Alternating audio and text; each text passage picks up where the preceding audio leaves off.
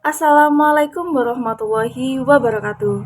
Jadi di sini kami ada Dayang Putri Mahandika absen 5, ada Rahma Yuni Lestari absen 25, ada Syakira Rahmati Farah absen 30, dan ada saya sendiri Sylvia Majija Maulida absen 33. Di sini kami akan menjelaskan tentang tugas ekonomi dari Bu Supatmiatun tentang apa itu pasar modal, apa saja fungsi dan manfaat pasar modal, serta apa saja sih contoh dari pasar modal itu sendiri.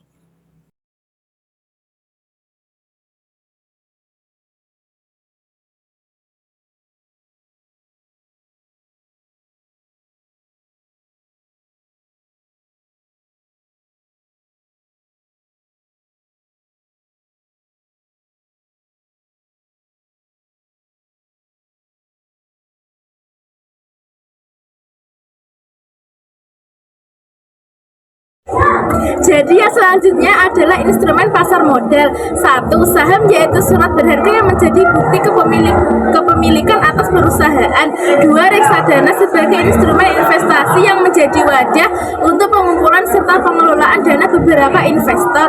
Tiga, surat utang atau obligasi sebagai kepemilikan. Surat utang dapat dipindahtangankan dan pemegangnya memiliki hak untuk memperoleh bunga serta pelunasan utang pada jangka yang telah ditentukan. 4. ETF sama seperti reksadana dapat dikumpulkan secara kolektif, tetapi EFT bisa diperdagangkan di bursa efek layaknya saham. 5. Derivatif yaitu bentuk turunan dari saham.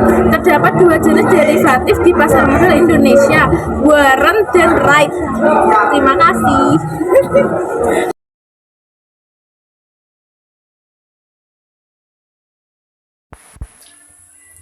Apa saja fungsi dan manfaat pasar modal? Fungsi dan manfaat pasar modal. Satu, sebagai sarana pendanaan usaha atau sarana perusahaan emiten untuk mendapatkan dana dari investor atau masyarakat.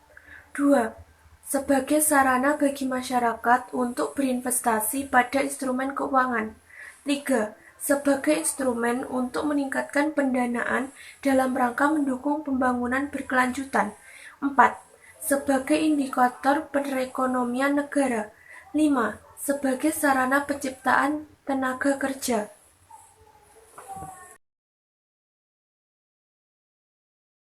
Apa aja sih contoh dari pasar modal? Yang pertama, ada Bursa Efek Indonesia atau BEI. BEI merupakan mall yang menyediakan tempat kepada berbagai pihak untuk melakukan proses interaksi jual beli.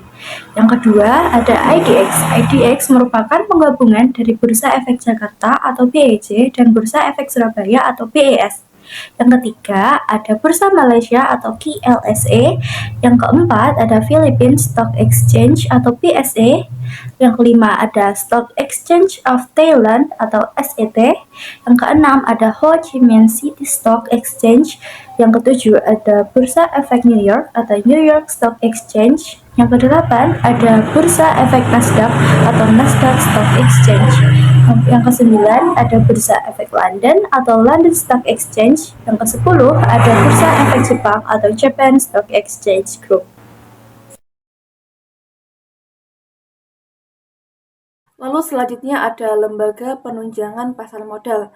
Berdasarkan ojk.go.id, lembaga penunjangan adalah institusi penunjangan yang turut serta mendukung pengoperasian pasar modal dan bertugas dan berfungsi melakukan pelayanan kepada pegawai dan masyarakat umum. Lembaga penunjangan ini terdiri dari bank kustodian, biro administrasi efek, wali amanat, dan pemeringkatan efek. Itu tadi tentang apa itu pasar modal, apa saja manfaat dan contoh pasar modal, dan fungsi dari pasar modal itu sendiri.